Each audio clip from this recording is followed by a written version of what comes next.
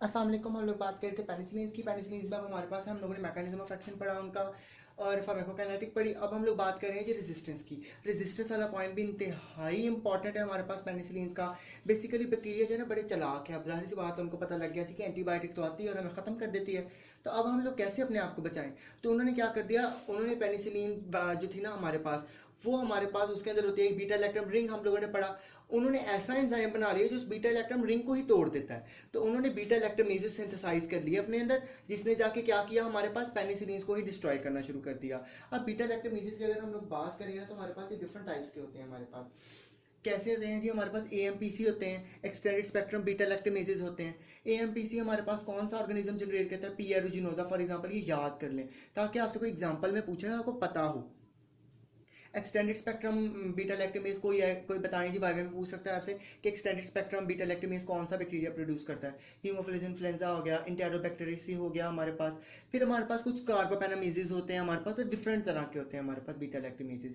तो पेनिसिलिन को डिस्ट्रॉय करने के लिए बैक्टीरिया ने जो पहला मेथड रेजिस्टेंस का अडॉप्ट किया ना, वो हमारे पास है जी इनएक्टिवेशन बाय बीटा लैक्टेमेजेस। ठीक है, उसके बाद उसने क्या किया कि हमें पता है कि हमारे पास ड्रग जो है वो बाइंड करती है पेनिसिलिन के साथ आके।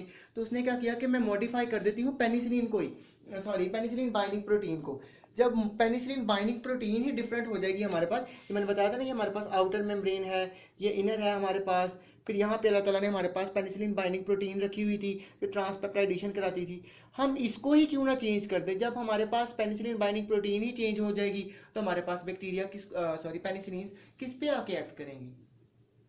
लेकिन उसके बाद हमारे पास, हम लोगों ने उनके पास इसके अलावा बैक्टीरिया ने कौन सा रास्ता अडॉप्ट किया जी, पेनिट्रेशन का। उसने कहा कि क्यों ना हमारे पास पेनिसिलिन बाइंडिंग प्रोटीन तो है जी मेम्ब्रेन्स के दरमियान में, क्यों ना मैं ड्रग को अंदर ही ना आने दूं। तो वो आउटर मेम्ब्रेन के अंदर इस तरह की चेंजिंग कर लेता है हमारे पास कि ड्रग जो है वो अंदर आ ही नहीं पाती। बैक्टीरिया जो है वो अपनी आउटर मेम्ब्रेन जो है, सेल वॉल की आउटर मेम्ब्रेन है, उसमें ऐसी चेंजेस कर लेता है कि ड्रग अंदर आ ही नहीं सकती। खास तौर पे ये चेंज वाला मसला जो है ना, ये वाला मेथड जो है, ये ग्राम नेगेटिव बैक्टीरिया के खिलाफ बहुत जल्दी अडॉप्ट होता है। बिकॉज ग्राम नेगेटिव बैक्टीरिया जो है ना, पेनिसिलिन जो है वो ग्राम नेगेटिव बैक्टीरिया की ना अपर सेल वॉल को क्रॉस ही नहीं कर पाती। तो बैक्टीरिया जो है ना, ग्राम नेगेटिव बैक्टीरिया, वो इस मेथड को बहुत जल्दी अडॉप्ट कर लेते हैं रेजिस्टेंस बनाने के लिए पेनिसिलिन के अगेंस्ट।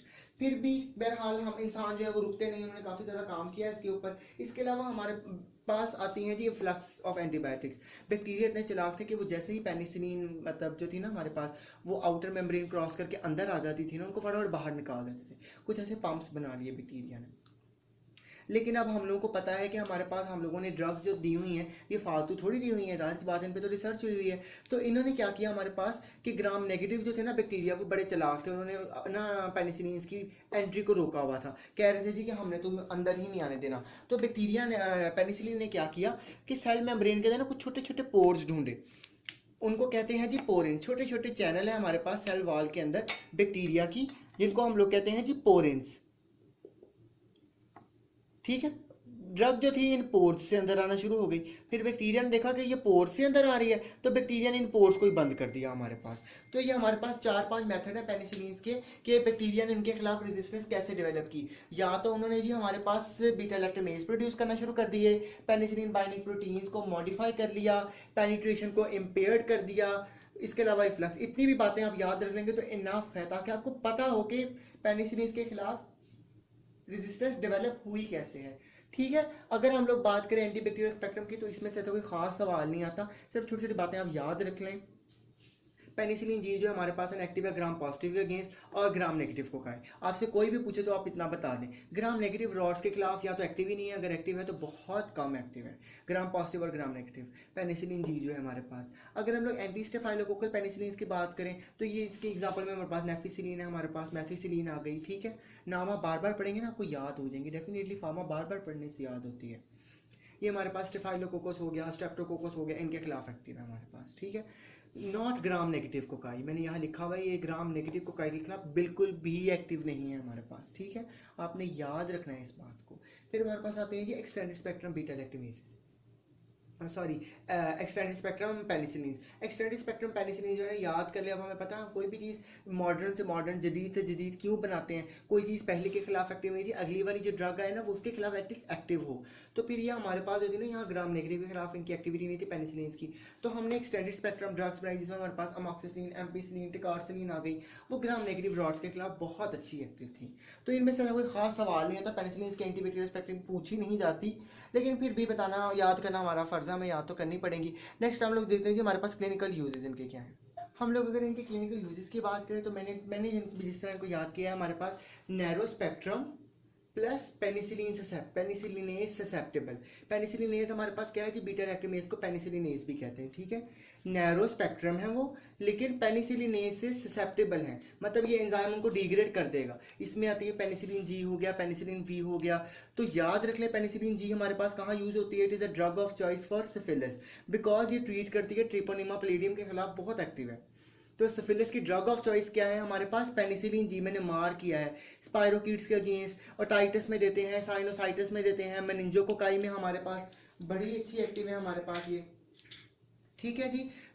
याद करने का आसान तरीका है जी कि नैरो स्पेक्ट्रम है लेकिन पेनिसिलिन ससेप्टेबल है, ठीक है जी, एंजाइम से मर जाती है, डिग्रेड हो जाती हैं। वेरी नैरो स्पेक्ट्रम मतलब कि स्पेक्ट्रम बहुत ज़्यादा नैरो है, सिर्फ हमारे पास किसको ट्रीट करती है, रेजिस्टेंट स्ट्रेन को। कौन सी रेजिस्टेंट स्ट्रेन को, स्ट्रेप्टोकोकाई और स्टेफाइलोकोकाई, लेकिन पेनिसिलिन से रेजिस्टेंट है। एंजाइम ये जो बीटा लैक्टोमेज एंजाइम है ना, इनको कुछ नहीं कहता, मेथिसिलिन और नेफासिलिन को ना ये एंजाइम कुछ नहीं कहता, ठीक है, लेकिन ये बड़ी नैरो स्पेक्ट्रम है, ये सिर्फ इस्तेमाल होती हैं जी स्टेफाइलोकोकस और स्ट्रेप्टोकोकस वगैरह इन्फेक्शन के खिलाफ। इनको हम नारा दूसरा नाम जिनको हम लिख देते हैं वो है जी हमारे पास एंटी स्टेफाइलोकोकल पेनिसिलिन्स, ठीक है। इनको वेरी नैरो स्पेक्ट्रम है इनका, दूसरा ये पेनिसिलिनेज एंजाइम से रेजिस्टेंट है। तीसरी बात करें वाइड स्पेक्ट्रम है लेकिन पेनिसिलिनेज ससेप्टेबल है। स्पेक्ट्रम बड़ा अच्छा है लेकिन इस एंजाइम से डिग्रेड होने का खतरा भी बड़ा है इनको भाई, ठीक है। तो इनको हम लोग कहते हैं जी एक्सटेंडेड स्पेक्ट्रम पेनिसिलिन। इनमें हमारे पास आती है एम्पिसिलिन हो गया, अमॉक्सिसिलिन हो गया, टिकारसिलिन हो गया, कार्बापेनिसिलिन हो गया हमारे पास। तो एम्पिसिलिन का एक ड्रग ऑफ चॉइस यूज याद रख लें जी, शाइजिलोसिस में इस्तेमाल होती है हमारे पास, ठीक है। मैंने तो वैसे ब्रॉड स्पेक्ट्रम का निमोनिक ये है मेरे पास है LEPHM, ठीक है, लिफाम। L से लिस्टीरिया, E से इकोलाई, P से प्रोटियस, H से हीमोफिलस इन्फ्लुएंजा, M से मोरेक्सेला। ये याद कर लें आप लोग, 5 बैक्टीरिया के नाम याद कर लेंगे तो नंबर मिल जाएंगे, मतलब आसान है ये बैक्टीरिया के नाम भी, डेफिनेटली माइक्रोबायोलॉजी मतलब आपको बैक्टीरिया के नाम आने चाहिए। तो हमारे पास ये Listeria, E coli, Proteus, Haemophilus influenzae, Moraxella इनके खिलाफ बड़ी एक्टिव है हमारे पास। टिकारसिलिन भी हमारे पास शाइजिलोसिस में दे देते हैं हम लोग, ठीक है। क्लेब्सिला के पेशेंट को देते हैं हम लोग, शाइजिलोसिस में भी दे देते हैं। इसके अलावा हम लोग इसको क्लेब्सिला के अंदर, क्लेब्सिला डिजीज है ना हमारे पास, क्लेब्सिला का जो इन्फेक्शन है उसमें भी बड़ी अच्छी एक्टिव है हमारे पास, ठीक है। तो ये हमारे पास इसकी ना मतलब क्लिनिकल यूजेस थे, इतने खास इंपॉर्टेंट नहीं है, कम क्वेश्चन आते हैं। ड्रग ऑफ चॉइस से पूछते हैं आपसे, सिफिलिस पेनिसिलिन जी के केस में दे देते हैं हमारे पास, ठीक है।